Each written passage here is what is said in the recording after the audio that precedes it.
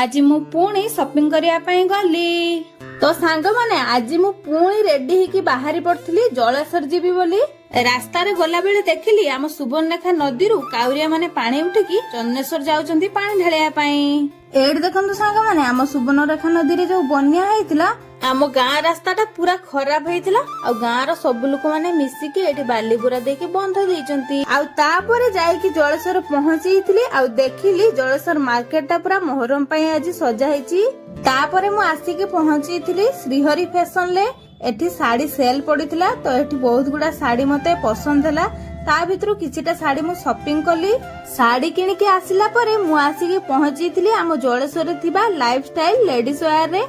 आउ एठी आसीकी मु बहुत गुडा कुर्ती सेट देखिली। ए भाई मते बहुत बढ़िया बढ़िया डिजाइन लो सब सेट देखेले। आउ ता भितरु मु गुटे पसंद करके नहीं आसिली। तो एते दिन शॉपिंग कला परे मो मन हे गला पूरा खुशी। तापरे एठी मो दीदी को नागितला भूख, मो दीदी खाई देतला मसला मुढ़ी। तो एबे हमर दी भणी चललो घर को। तो आपण माने जलेश्वर को आछंती कि नाही कमेंट करिवे।